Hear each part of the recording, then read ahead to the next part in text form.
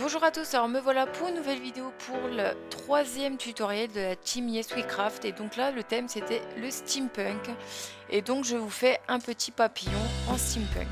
J'avais vu cette création, je pense que c'était un bijou acheté industriel, hein, mais qui était en bague, et j'ai décidé de le faire en pendentif. Je l'ai pas fait exactement pareil, tout simplement parce que j'ai pas forcément réussi à faire comme eux, mais voilà, j'ai fait quand même quelque chose qui me plaît, au final qui me plaît.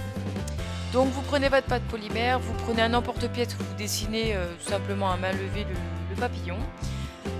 Avec un stylo comme le mien, Posca, Marabout ou autre stylo de genre, vous faites les contours comme moi je fais. Et vous faites tous les petits motifs.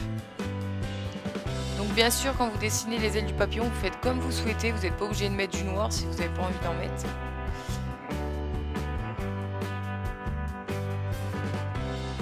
Donc attention de ne pas mettre les doigts sur le crayon que vous venez d'appliquer, parce que sinon c'est pas sec et vous allez faire baver votre encre tout partout. Donc pour éviter que ça fasse vraiment dégoûtant, faites attention. Voilà au final ce que ça donne.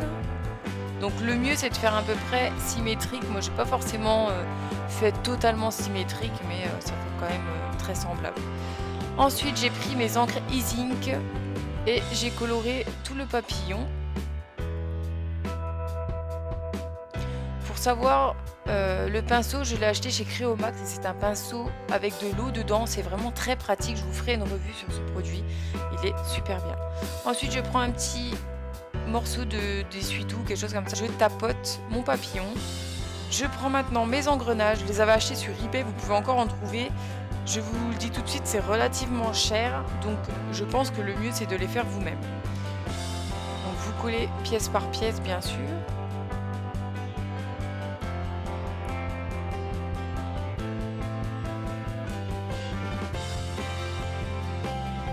N'hésitez pas à faire déborder un peu les pièces, que ça fasse pas vraiment, enfin que ça passe pas un bloc d'engrenage au milieu et que le reste ne suive pas.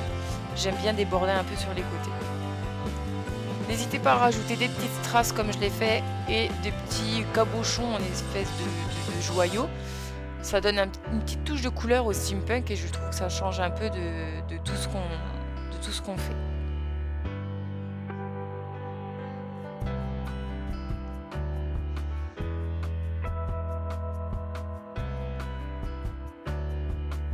Voilà ce que ça donne à la fin. Vous voyez, j'en ai rajouté encore de l'autre côté. Ensuite, je prends mes pigments E-Ink argenté et gold. Et là, je vais en mettre un peu partout pour colorer, pour faire un effet vieilli, un effet métallique.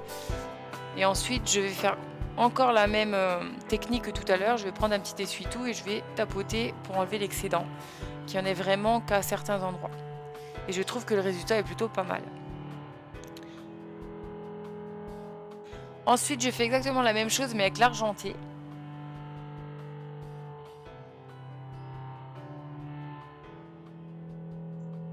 Et ensuite, je passe au noir pour vraiment faire l'effet steampunk qu'on connaît.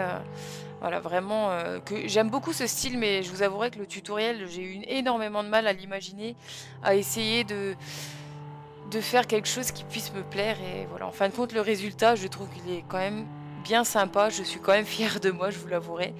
Et ouais, je suis contente du résultat. Voilà, en tout cas, j'espère que ce tutoriel vous aura plu. N'hésitez pas à vous abonner à nos chaînes et à laisser un petit commentaire. Et je vous dis donc à très bientôt.